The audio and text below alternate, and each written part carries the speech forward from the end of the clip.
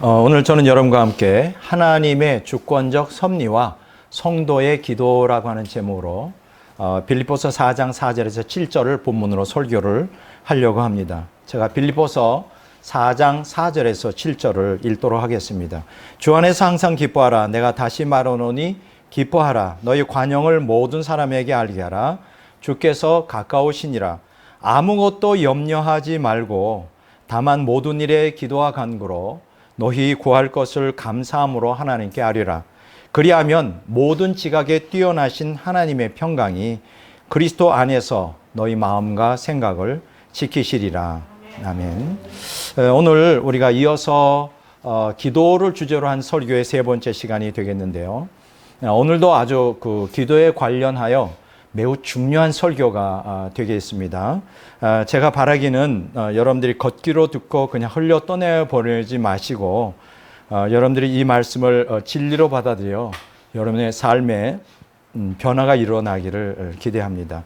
저는 오늘 여러분과 함께 하나님의 주권적 섭리와 성도의 기도라는 제목으로 설교하게 되는데요.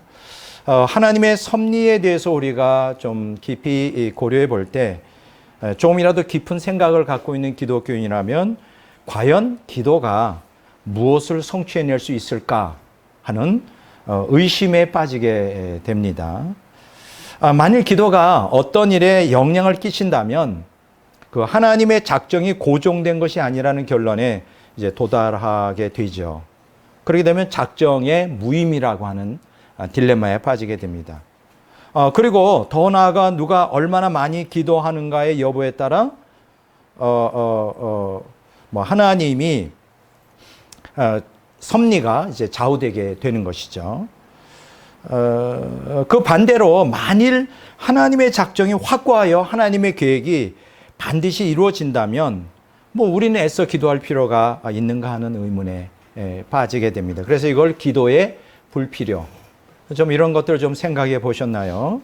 자, 그런데 우리가 성경을 깊이 검토해 보면 아주 뚜렷하게 우리에게 전해주는 말씀이 있어요. 뭐냐면 하나님은 어떠한 역사를 행할 때 반드시 인간의 응답에 따라 유동적으로 반응하신다는 거예요. 그러니까 인간의 그 기도나 선택에 따라 하나님이 인간에게 반응하는 게 달라진다는 거예요. 열왕기상 21장 27절 29절에 보면 이제 그런 대표적인 예가 나오고요. 그럼 이걸 어떻게 해석해야 될까?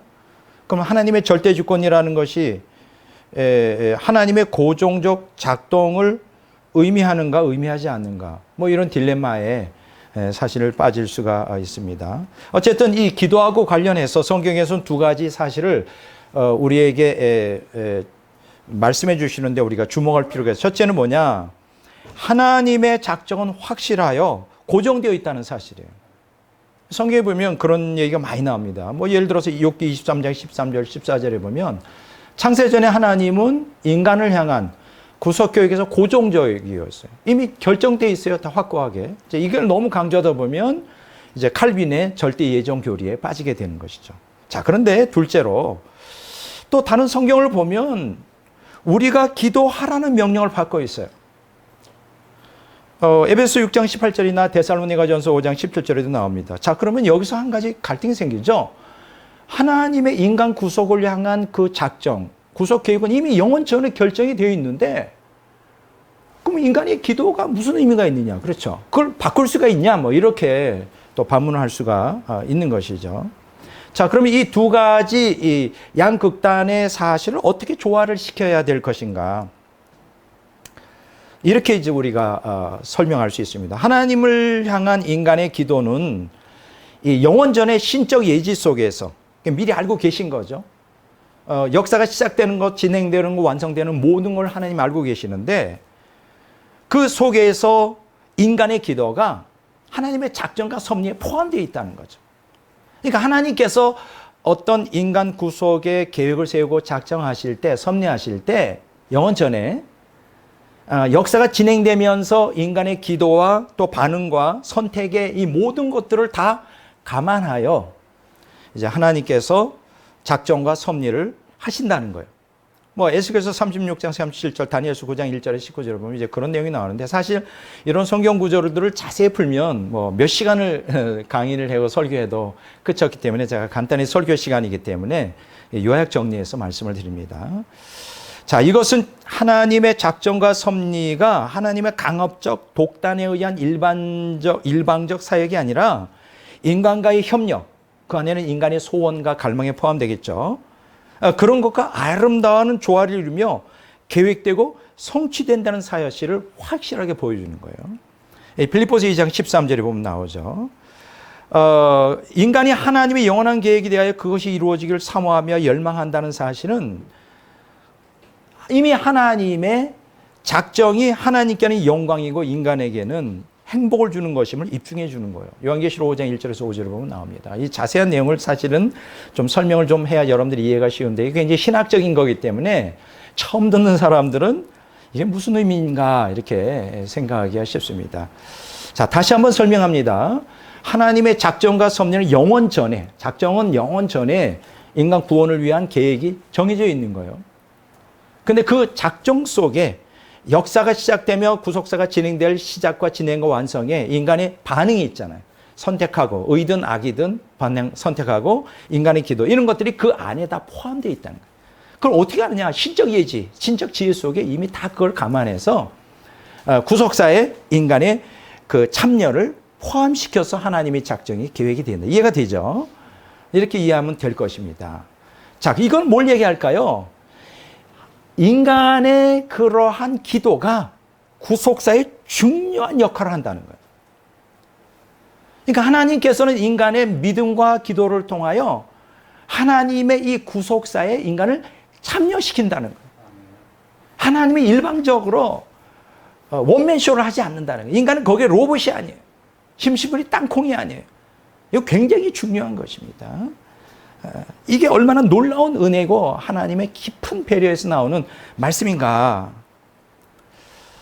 자, 이러한 이유로 하나님은 창세전에 수립된 영원한 계획을 성취하시는데 인간을 기도라는 도구를 통해 동참시키려고 하는 거예요. 그러니까 여러분들이 기도한다는 건 뭐예요? 아, 구속사에 참여하는 행위다. 구속사적인 행위다. 이거 얼마나 대단한 겁니까? 우리는 구경꾼이 아니에요. 거기에 함께 참여하여 함께 구속사를 이루어가는 하나님의 동력자라는 거예요. 코파트너예요, 파트너. 야, 이거 뭐 대단한 겁니다.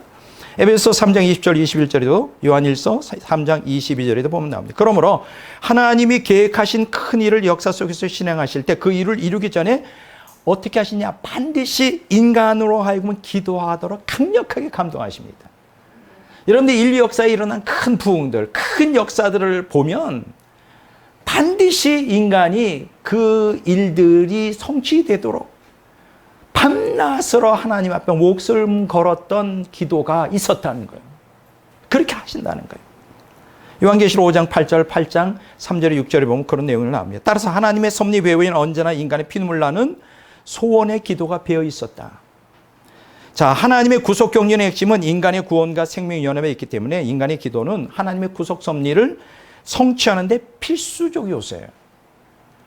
그러니까 여러분들이 기도하지 않는다, 믿지 않는다, 그러면 하나님께서는 다른 사람을 써서 구속사를 이루시는 거예요. 그렇게 되면 어떻게 될까요? 우리는 구속사에서 마지널 피플이 돼. 주변 인간으로 끌려나는 거예요. 그러니까 우리가 성경 역사를 보면 믿음의 사람, 기도의 사람이 주축이 돼요. 이렇게 구속사가 진행되는 것을 볼 수가 있습니다.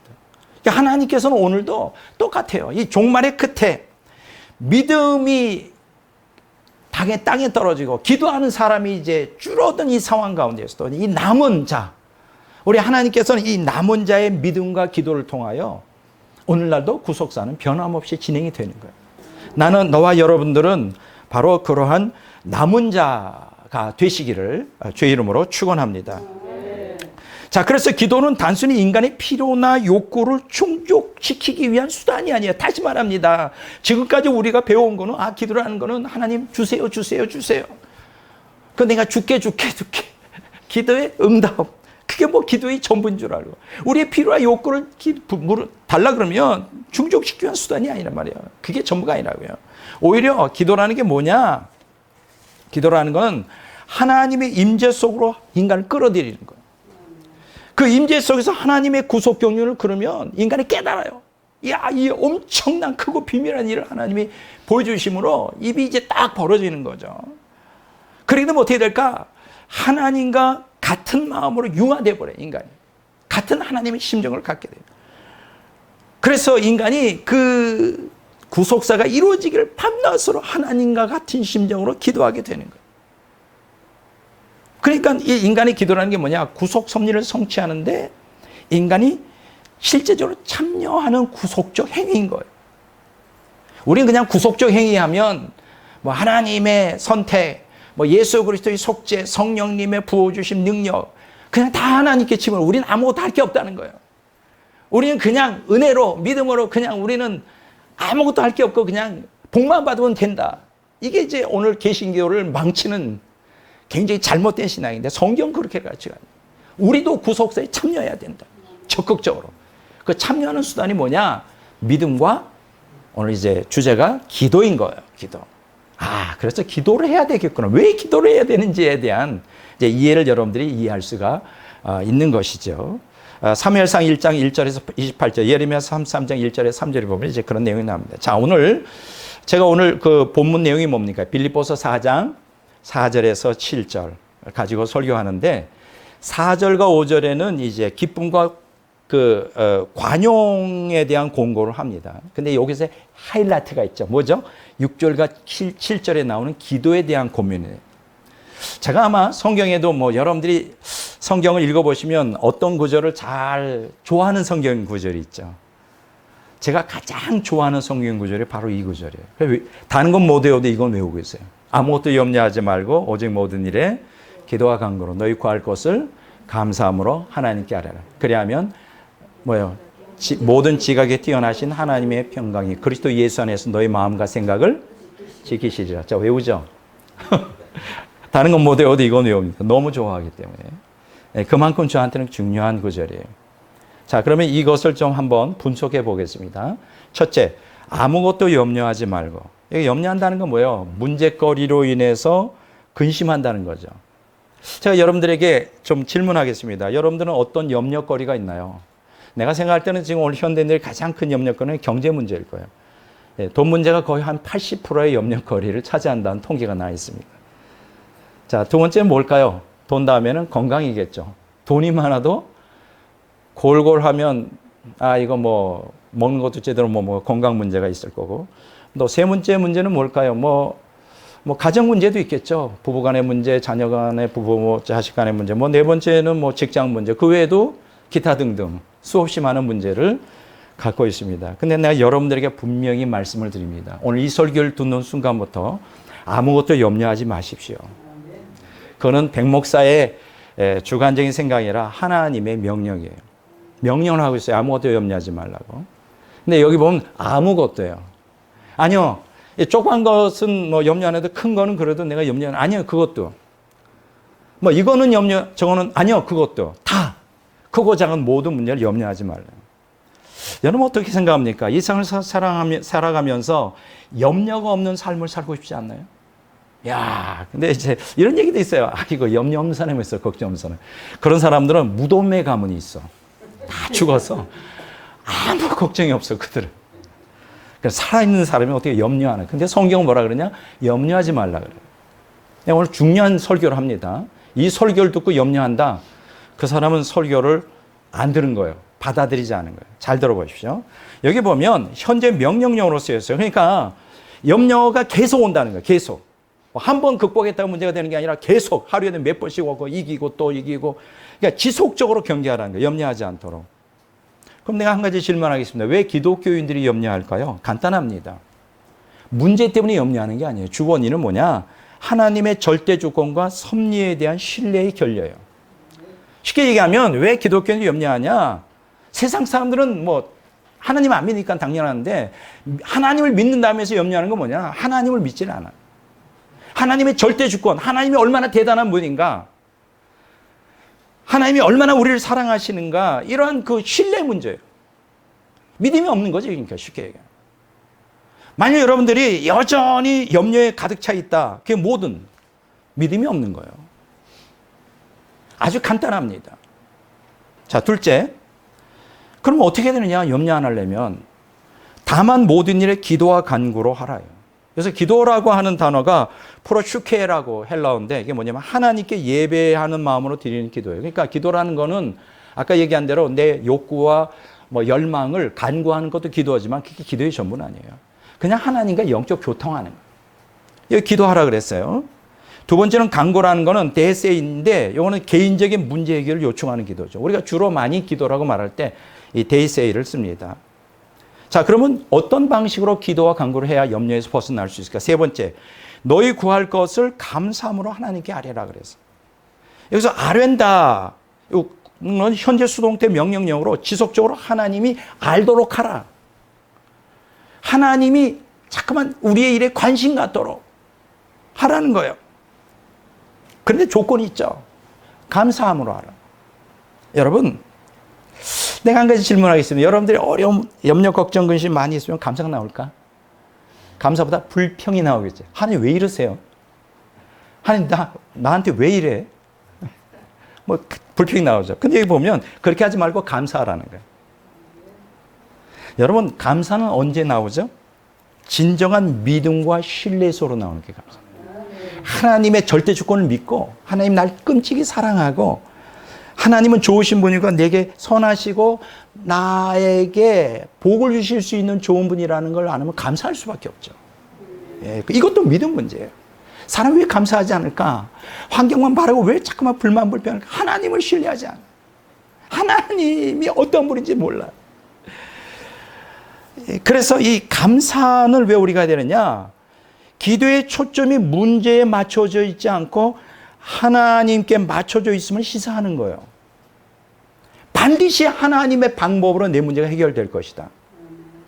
그거를 아는 거죠. 내가 오늘 이 설교를 여러분들이 유심하게 듣기를 바랍니다. 정말이에요. 오늘 많은 기독교인들이 저를 포함하여 얼마나 많은 난을 떠나 염려, 걱정, 근심. 그거는 믿음이 부족한 데서 나오는 거예요. 여러분, 문제가 우리의 문제에 초점을 맞추면 안 돼요. 하나님, 여러분, 하나님이 초점이 주어져 있으면 그 문제는 보이지도 않아요. 그 문제들은 아무것도 아니에요, 사실은. 사실 우리에게는 큰 문제더라도 하나님이 개입하시면 순식간에 해결된다는 거 여러분 아십니까? 우리 뒤에 이인태 목사님이 계신데 나는 저분을 만나고 몇 년 됐는데 그동안 저분이 하나님을 통하여 경험한 것들을 보면 놀라운 것들이 너무 많아요. 감정들이 많다요. 너무 감사한데 어쨌든 네 번째 보면 그리하면 모든 지각에 뛰어나신 하나님의 평강이 그리스도 안에서 너희 마음과 생각을 지키신다 그랬어요. 여기에서 지각에 뛰어나다. 이건 지성적 기능, 생각이나 느낌, 판단 능력이 인간의 기능인데 인식 기능인데 이거보다 하나님은 더 뛰어나다는 거예요. 그렇잖아요? 여러분 IQ로 따지면 하나님이 여러분하고 어느 정도 될까? 상대가 안 되겠죠. 상대가 안 돼요. 얼마나 우리 하나님이 머리가 좋으시고 지각이 뛰어나신 분인데. 근데 우리의 마음과 생각은 뭐예요? 인간의 지성과 감정, 의지, 인간의 모든 그 활동할 때 필요한 인식 기능이잖아요. 이런 것들을 하나님의 평강이 지키신다는 거예요. 여기 지킨다는 게 파수꾼이 파수한다는 거예요. 혹은 요새를 갖다가 군대가 이렇게 보호해 주는 거예요. 이 얘기는 뭐예요? 우리가 정말 감사하면서 기도와 간구를 정말 하나님께 하나님의 절대 주권을 의지하고 하나님을 믿는 마음으로 진정으로 신뢰한 마음으로 꾸준히 기도하다 보면 염려에서 벗어나게 해준다는 거죠. 염려에서 벗어나요. 자, 본문 6절, 7절을 다시 정리하면 성도들에게 여러 가지 문제로 염려가 몰려올 때 하나님의 절대 주권과 섭리를 신뢰하며 기도와 간구로 우리 구할 것 하나님께 감사함으로 계속해서 하라면 인간의 감정, 생각, 의지, 이성, 판단력을 뛰어넘는 하나님의 평강이 우리의 마음과 생각을 염려로부터 지켜주신다는 거예요. 근데 굉장히 아주 실망스러운, 내가 읽을 때마다 처음에 굉장히 의구심이 났어요. 왜 이게 뭔가 잘못 기록된 거야? 이게 엉뚱한 동문서답이네? 왜냐하면 우리가 이게 좀 이해가 어려워요. 아무것도 염려하지 말고 기도와 간구하면 우리의 문제를 해결해 주시겠다고. 우리가 이제 당장 문제 해결이 중요한 것이지. 그것 때문에 염려가 생기는 건데, 문제 해결돼 염려가 없었는데 엉뚱한 소리 하고 있어. 그냥 응답해 준다는 게 마음과 생각이지. 그럼 어떻게 할 건데? 마음과 생각 지켜 문제 해결 안 해주면 어떻게 할래? 그럼 염려는 없어지나? 이렇게 생각이 쉽죠. 아마 많은 기독교인들이 도대체 동문서답 하네. 아니 문제 해결해 주겠다고 해야지. 무슨 마음의 평안이 뭐 밥 먹여줘? 뭐 이렇게 큰 소리 칠 수도 있어요. 왜 바울이 그런 말을 했을까? 제가 두 가지 이 문제에 대한 질문에 대한 굉장히 중요한 거예요. 답을 드리겠습니다. 왜 바울이 기도하고 아무 염려 안 하고 그냥 기쁨으로 감사하며 하나님께 기도하면 기도 응답해 주겠다고 하지 않고, 그러면 시원하잖아. 걱정하지 마. 응답해 주겠다. 마음의 평강을 주겠다는 거예요. 왜 그랬을까? 두 가지. 첫째 뭐냐? 잘 들으세요. 바울이 본문에서 성도들에게 가르치고자 하는 기도의 교훈이 뭐냐? 우리는 자꾸만 이 고정관념에 기도라는 게 구하는 것을 받는 것이다. 물론 그것이 틀린 건 아니에요. 근데 그게 기도의 전부는 아니에요. 본질은 아니에요. 기도라는 건 뭐냐? 하나님과 영적 교통을 하는 거예요. 기도라는 게 뭐냐? 하나님을 아는 거예요. 하나님이 얼마나 대단한 분이고, 하나님이 우리를 향하여 환경 그렇게 거꾸로 돌아가고 정말 난리 벼락을 치고 있지만, 그 가운데서 하나님의 뜻이 어떻게 놀랍게 이루어질 것인가, 그거를 볼 수 있도록 하나님이 그거 비밀한 일을 보여주는 게 기도예요. 그러려면, 그것을 알려면, 하나님의 뜻이 뭔지 알려면 기도해야 될 거 아니에요? 하나님의 영적 교통. 근데 우리는 관심 없어요, 그거. 우리가 원하는 건 뭐야? 구하는 거, 받는 거예요. 내 빚을 갚아주는 거예요. 죽을 병인 것을 낫게 해주는 거예요. 우리가 너무나 머리가 단순무지하다 보니까, 기도 응답받고도 타락하고, 그렇지. 기도 많이 하고 불받았고도 타락해. 하나님이 누군지를 몰라. 이 기도의 본질을 몰라. 다시 말합니다. 기도라는 건 구한 걸 받는 것 이상이에요. 그거는 부차적인 거예요. 기도의 본질은 하나님과 영적 교통을 통하여 하나님이 어떠한 분이고 어떠한 나를 향한 계획을 갖고 계신 이 비밀을 깨닫게 되는 거예요. 그게 기도를 통해서 가능하다. 이해가 되죠? 근데 왜 본문에서 염려하지 말라고 하면서 기도하라고 하면서 하나님의 평강을 주신다고, 기도 응답에 평강을 주신다고 왜 그랬을까? 오늘 기독교인들도 여전히 옛사람의 욕망이 너무 강해요. 여전히 성화 과정이 있기 때문에, 그래서 어려운 문제에 이렇게 직면하잖아요. 그러면 어떻게 될까요? 본능적으로 염려부터 하게 돼요. 그렇잖아요? 저도 마찬가지예요. 여러분 모두가 다 마찬가지예요. 아마 어려운, 정말로 그게 뭐 어떤 문제든 어려운 문제다 했을 때, 하하하, 나는 아무 걱정 없어. 그럼 바보든지 정신 나갔든지 단무지든지. 이건 심각한 문제지. 문제를 빨리 직시해서 대처하지 않고 그냥 웃고 있어. 걱정 없어. 걱정은 문제가 해결되는 것도 아닌. 그런 뜻이 아니에요. 보세요. 왜 하나님의 평강이 우리를 붙들어줘야 된다고 생각하냐면, 우리가 문제에 직면 본능적으로 염려하면서 자꾸만 우리의 감정, 생각, 의지, 이성적 판단을 따라 그 문제를 해결하려고 그래. 그 세상 사람 다 하는 방법이에요. 근데 기독교인들도 똑같아. 그렇지 않나요? 입으로는 하나님 의지한다. 입으로는 하나님이 도와주시고 하면서 실제는 자기가 다 해버려. 밤낮 잠도 못 자고 24시간 걱정하고 이걸 어떻게 맺고, 오른쪽으로 맺고 왼쪽으로 맺고, 아니야 정중앙으로 맺어야 돼. 아니야 이거 밤낮 그냥 밤새도록 도시를 다 건설하면서 허물었다가 건설했다 하면서 그냥 난리배락을 치는 거예요. 그렇게 하지 말라는 거예요. 왜냐하면 잘 들으세요. 우리의 감정과 생각과 의지와 이성적 판단은 부패되어 있고 하나님의 뜻을 분별할 수가 없어요. 우리는 그냥 현상에 따라 반응하게 되어 있는 거예요. 그렇잖아. 그렇게 되면 문제 배후에, 그 어려운 얽히고 설킨 문제 배후에 있는 하나님의 뜻을 깨닫지 못해.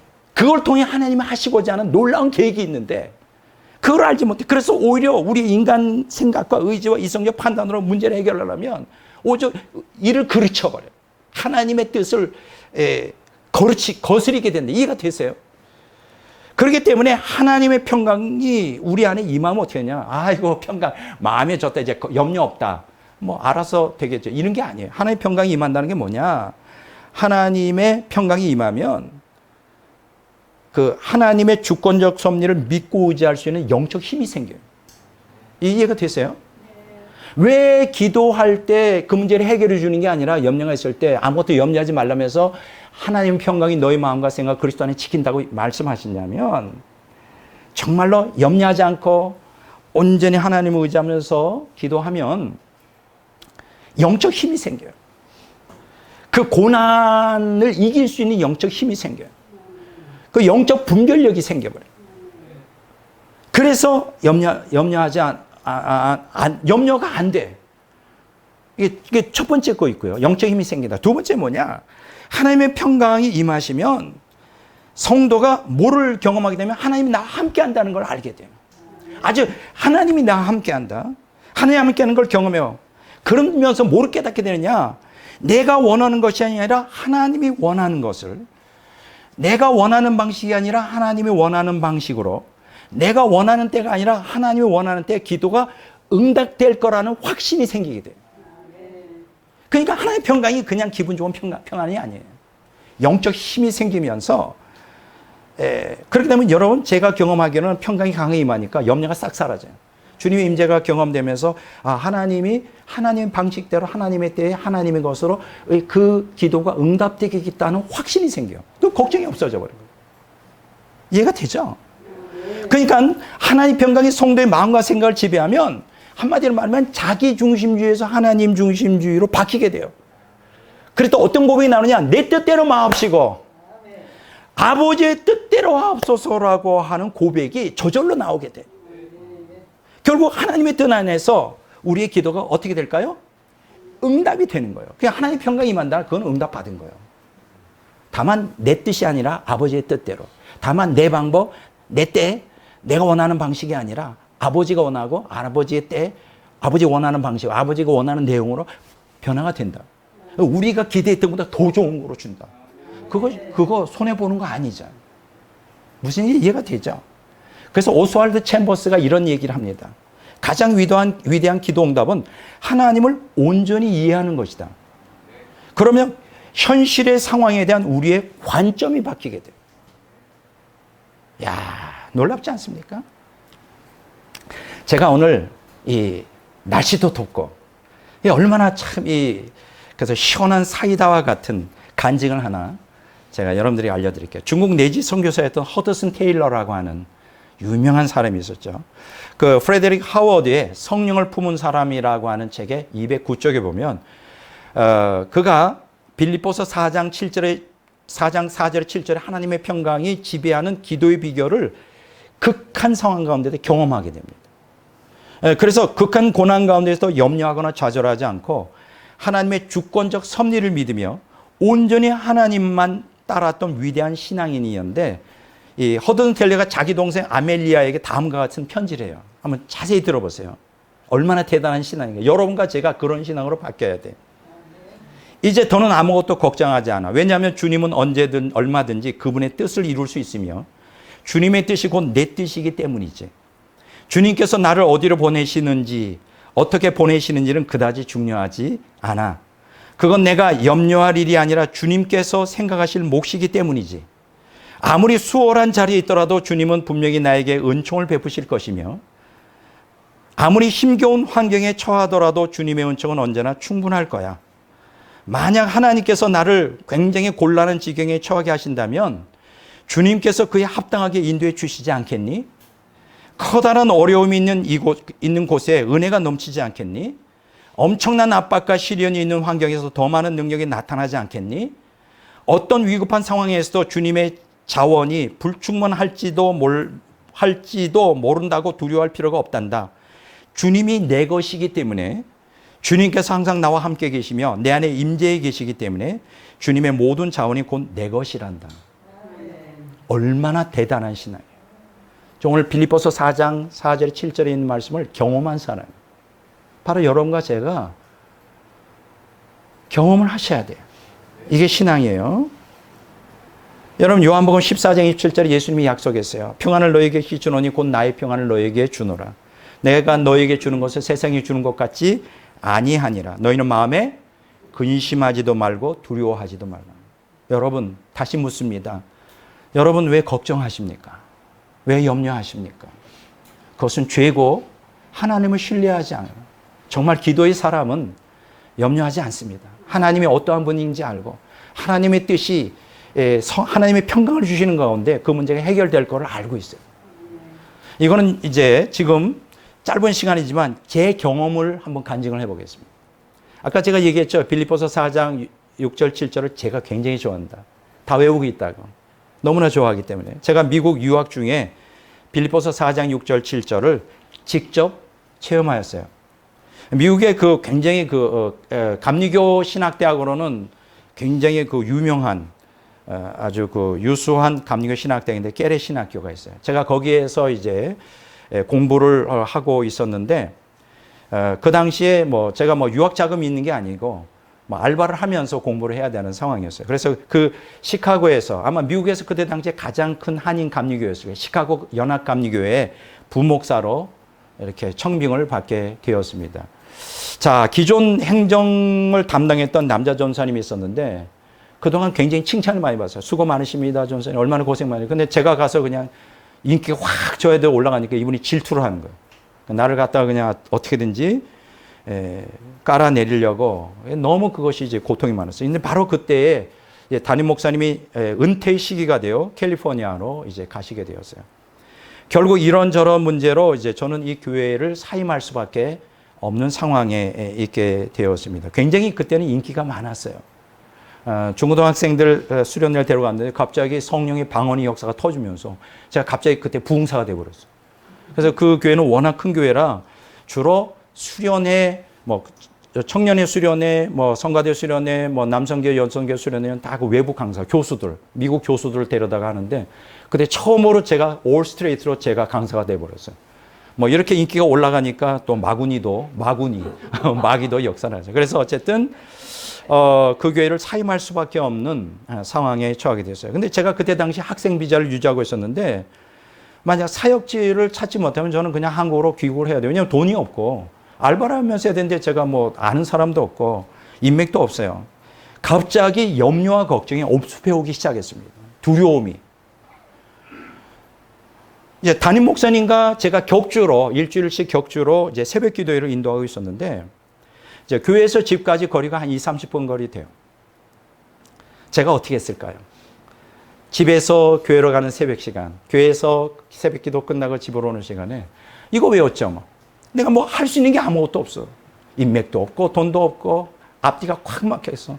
빌립보서 내가 갖고 있는 게 이거 하나밖에 없어요. 빌립보서 4장 6절 아무것도 염려하지 말고 오직 모든 일에 기도하는 거로 너희 구할 걸 감사함으로 하나님께 아뢰라. 그리하면 모든 지각에 대한 하나님의 평강과 생각이 그리스도 예수 안에서 너희 마음과 생각을 지켜주시리라. 이걸 갖다가 외우는 거예요. 영어로 아니라 한국어로 하면서. 이건 미국 사회잖아요. 한국말로 소리를 내면서. 지나간 사람이 그렇죠. 한국 사람이 미쳤구나, 저거. 미쳤다, 이렇게 생각했어요. 그걸 갖다가 20-30분 동안 집에 오고 집에서 교회 가는 동안에 수십 번씩 아무것도 염려하지 말고 모든 일에 기도 간구로 구하면 하나님의 평강을 지켜주신다고 하지 않았습니까? 난 정말 아무것도 염려하지 않고 평강을 주십시오. 하루에도 수십 번씩 기도하는 거예요. 하루가 지나고 이틀은 아무 기도 응답이 없더라고. 그런데 그 기도하고 시작한 지 일주일 딱 되니까 마음에 평강이 오는 거예요.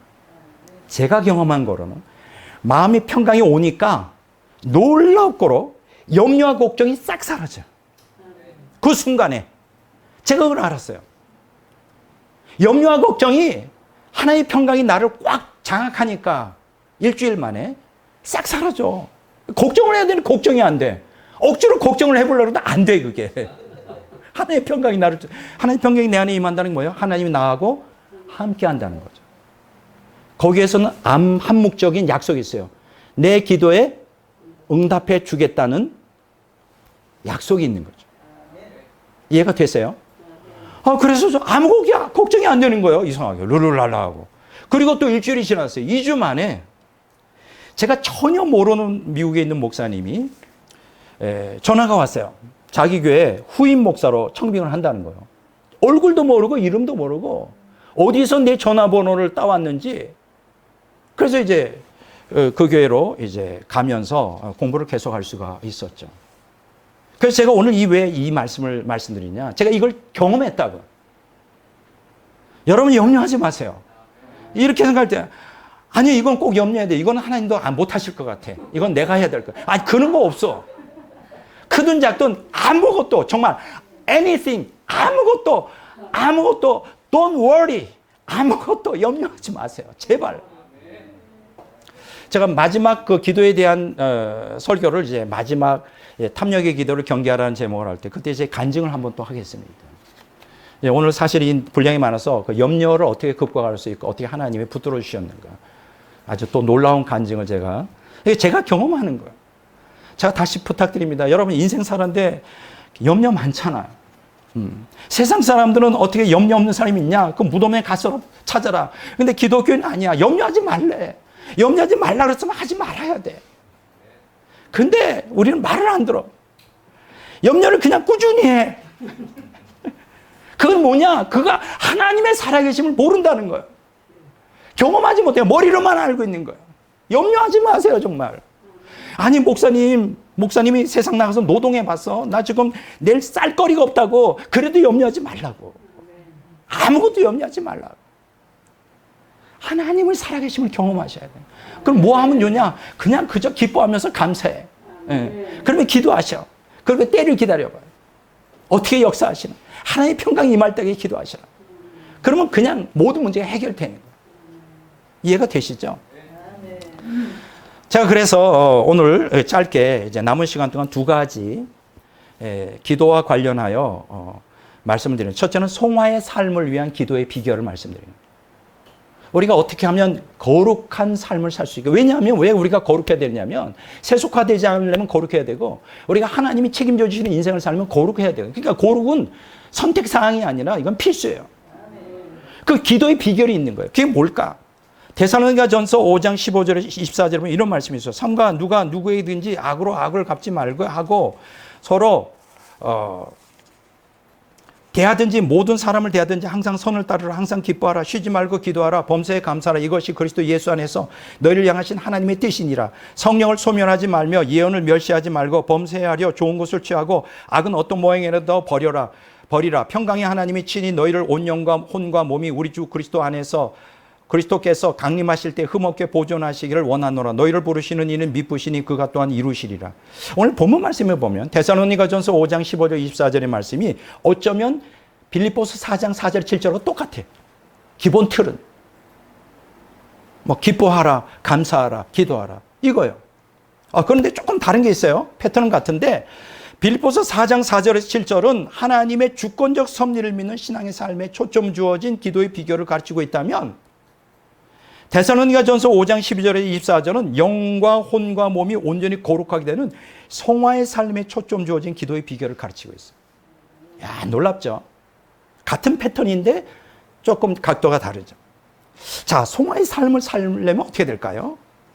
악을 선으로 갚아 원수를 사랑하는 마음이 있어야 될 거 아니에요. 여러분, 거룩한 삶을 사는 사람은 원수를 사랑합니다. 미워하는 사람은 없어요. 그러니까 누가 난 거룩해 그러면서 누굴 미워하면 그거는 아주 가짜예요. 가짜. 그리고 악은 어떤 모양이라도 버리는 정결한 마음이 필요한 거죠. 거룩해지려면. 근데 이런 마음을 가지려면 어떻게 될까요? 하나님의 평강이 내 마음을 다스려야 돼요. 제가 경험해 보니까 하나님의 평강은 영으로부터 나오는 거예요. 생명으로부터 나오는 거예요.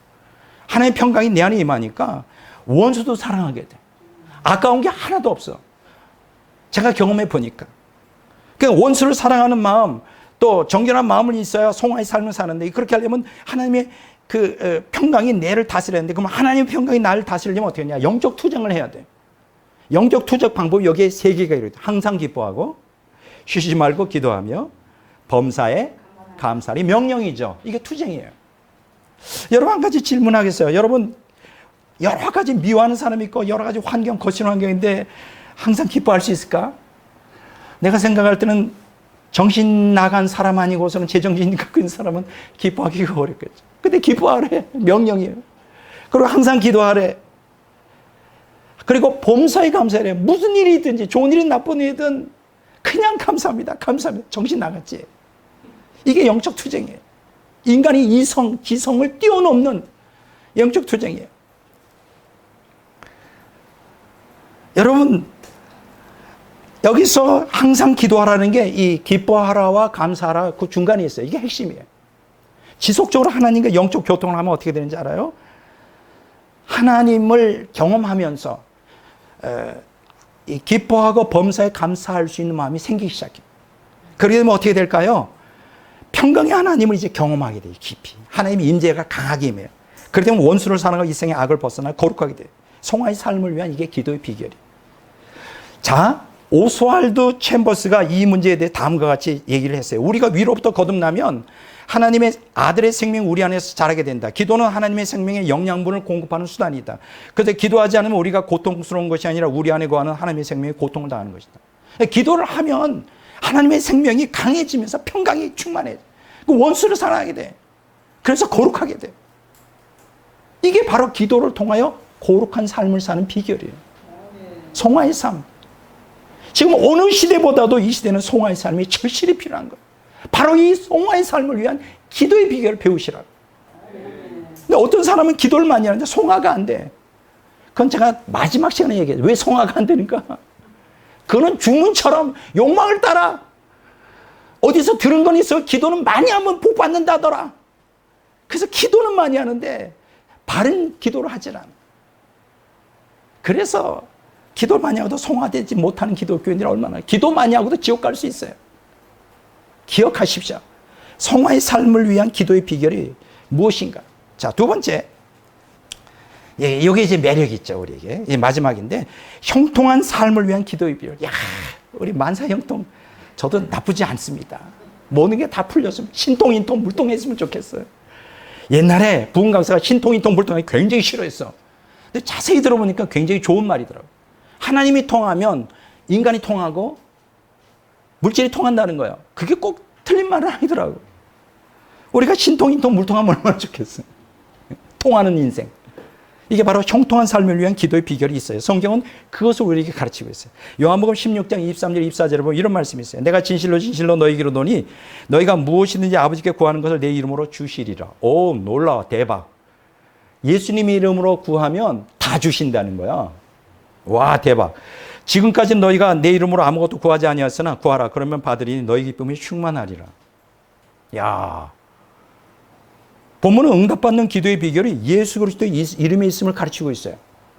여러분, 성경에서 예수 그리스도의 이름은 예수님 자신과 동일한 거예요. 예수님과 동일한 거예요. 예수님을 그걸 보증수표 삼아서 구하면 다 응답받게 된다는 거예요. 이게 얼마나 귀중해요. 왜 그럴까? 예수님은 중보자세요. 이 중보자 예수 그리스도를 통하여 성도는 하나님의 영적 교통이 가능하게 된다는 얘기죠. 그리고 기도 응답을 받는다는 거예요. 근데 본문에서 놀라운 사실은 예수 그리스도의 이름으로 무엇이든지 아버지 하나님께 구하면 받게 되는데 그로 인해 우리 안에 신적인 기쁨이 충만하게 될 것이다. 여러분, 하나님으로 복 받으면 기쁘잖아요. 즐겁잖아요. 저도 경험해 보니까. 바로 그런 뜻이에요. 근데 여기 더 놀라운 게 있어요. 이게 주시리라고 하는 게 계속해 주신다는 거예요. 한 번 주는 게 아니에요. 반복해서 계속 100번, 1000번, 10,000번 죽을 때까지 계속 구하면, 예수님이 구하면 다 주신다는 거예요. 야, 신났다, 신나. 진행적 의미를 갖고 있어요. 그리고 여기 구하라는 말은 현재 시제 명령형으로 계속해서 요청하라는 거예요. 아, 이번에 구했는데, 받았는데, 좀 미안해. 좀 1년 후에 다시 기도해야지. 그거 아니에요. 계속 기도하면, 계속 구하면 계속 주겠다는 거예요. 자, 이것은 우리 삶 속에 일어나는 어떤 문제라도 예수 그리스도의 이름으로 하나님께 거듭 구하면 거듭해서 해결해 주겠다는 약속의 말씀입니다. 이게 참 우리에게는 큰 희망이 됩니다. 여러분들이 어떠한 소망을 갖고 있고 어떤 기도 제목을 갖고 있어요. 그런데 여기서 단서가 있죠. 물론 이것은 인간의 욕심을 채우기 위한 것이 아니라 하나님의 영광을 드러내기 위해 인간의 때와 방법이 아닌 하나님의 때와 방법으로 기도에 응답해 주신다는 약속이죠. 여러분, 여기 서 있는 저도 얼마나 욕망이 컸겠어요, 야망. 저는 유수한 대학의 교수가 되고 싶었고 폼 잡고 싶었어, 사실. 그래서 그걸 위해서 기도를 했죠. 유학 가기로 해서 10년 기도했더니 제가 무슨 돈이 어디 있어. 그 이마누엘 감리교회에서 그 담임 목사님이 1년 만에 저를 이쁘게 봐가지고 유학을 보내준 거예요. 그래서 제가 그때 뭐라고 고백했는지 알아요?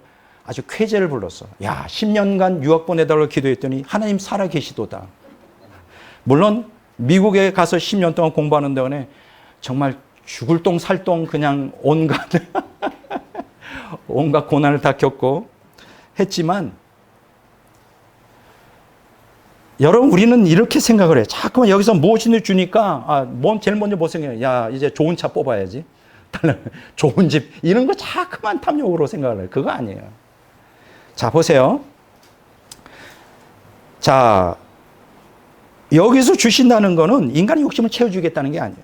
하나님의 영광을 드러내기 위해 인간의 때와 방법이 아니라 하나님의 때와 방법으로 기도에 응답해 주시겠다는 약속이에요. 결국 하나님의 영광을 위한 게 뭐예요? 결국 우리에게는 행복과 유익이에요.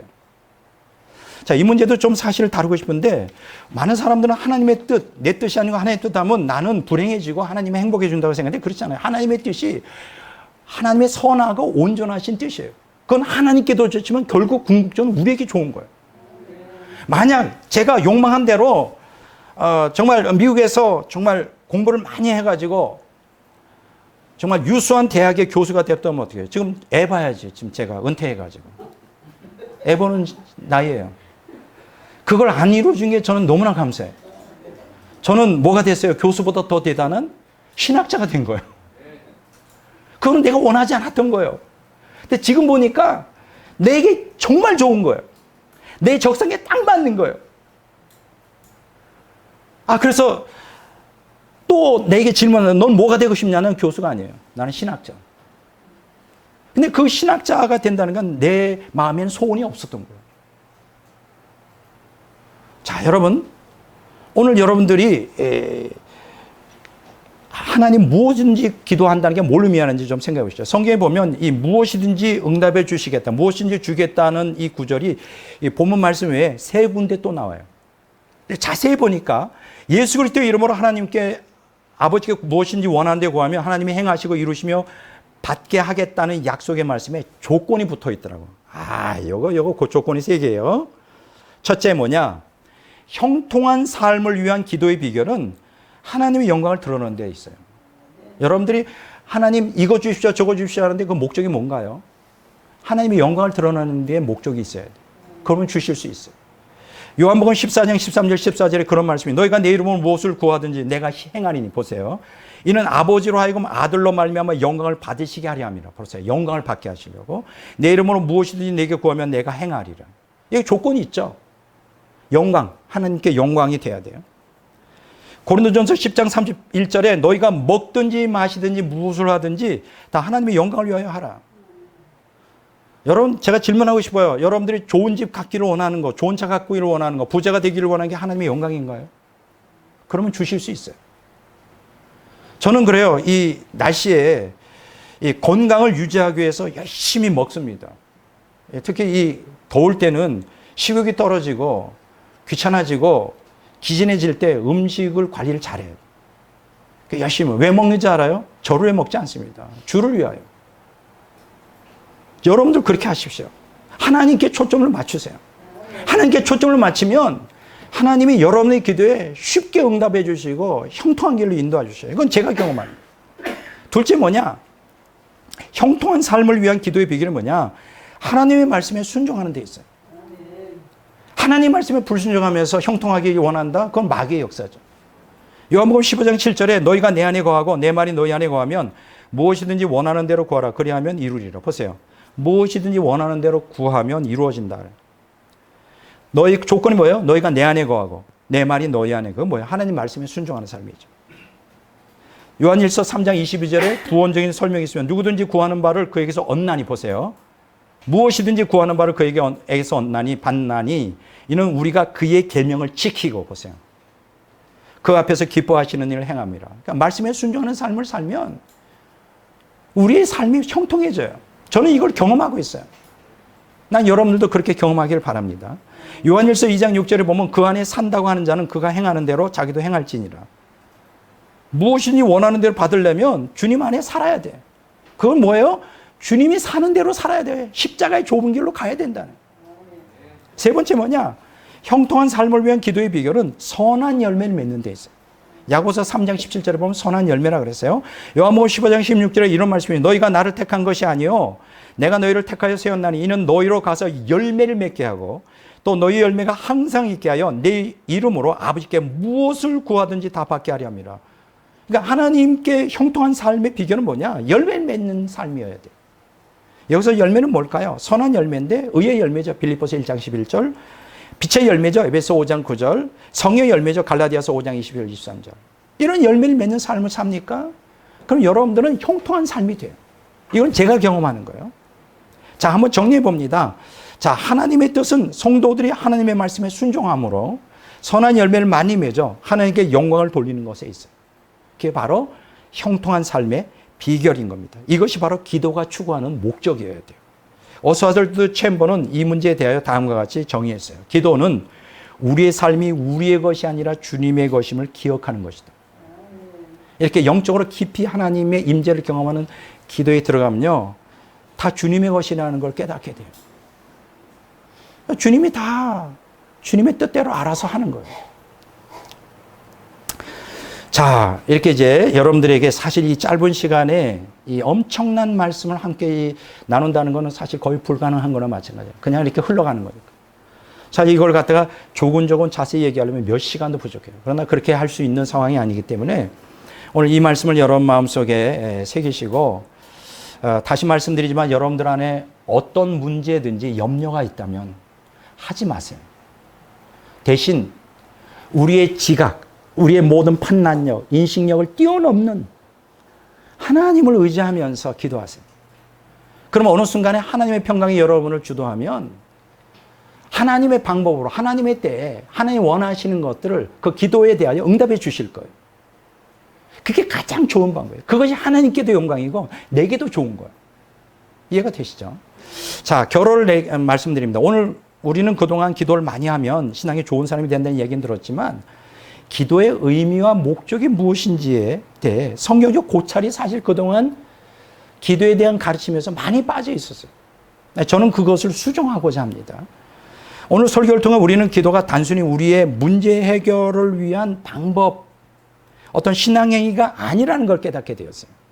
기도라는 것은 하나님과 영적 교통이고 하나님의 임재 속에 들어가는 것이고 하나님의 구속 그 계획 속에 우리가 함께 참여하여 하나님과 함께 해나가는 거예요. 여기서 또 한 가지 기억하셔야 될 거는 하나님의 구속 계획이라고 뭐 공적인 객관적인 그것만이 아니라 우리의 삶의 모든 소소한 것까지 하나님의 구속 경륜에 포함되어 있어요. 그러니까 여러분들이 이러한 기도를 하시라고. 그래서 기도는 하나님과 영적 교통을 통하면서 하나님의 자녀들, 하나님의 주권적 섭리에 동참하는 구속적 행위다. 그냥 신앙적 행위가 아니라 구속적 행위예요.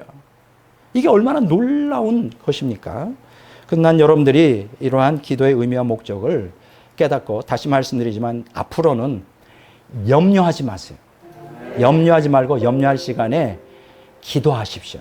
자, 지금 이 시간에 제가 이제 끝나면서 제가 너무 좋아하는 기도문이 있어요. 샤를 드 푸코의 이제 의탁의 기도라는 건데 이 사람이 프랑스 수도사예요. 1858년에서 1916년까지 살아왔던 분인데 너무 경건한 기도의 핵심을 우리에게 전달해 줍니다. 제가 너무 좋아하는 찬양인데 찬양으로 돼 있어요. 그래서 오늘 여러분들에게 다 나눠 드렸습니다. 저만 한번 조용하게 샤를 드 푸코의 의탁의 기도를 한번 불어보도록 하겠습니다. 어제 이것을 제가 오늘 부르기 위해서 연습을 했거든요. 여러 연습을 한 10번, 20번 드는데 갑자기 영이 뜨거워지더라고.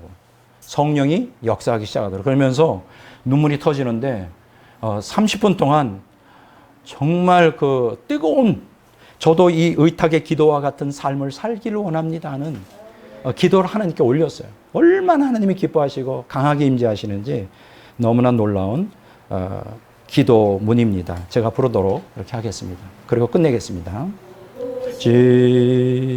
이 몸을 당신께 바치오니 좋으실 대로 하십시오. 저를 어떻게 하시든지 감사드릴 뿐 저는 무엇에나 준비되어 있고 무엇이나 받아들이겠습니다. 아버지의 뜻이 저와 모든 피조물 위에 이루어진다면 이 밖에 다른 것은 아무것도 바라지 않습니다. 제 영혼을 당신 손에 도로드립니다. 당신을 사랑하옵기에 이 마음의 사랑을 다하여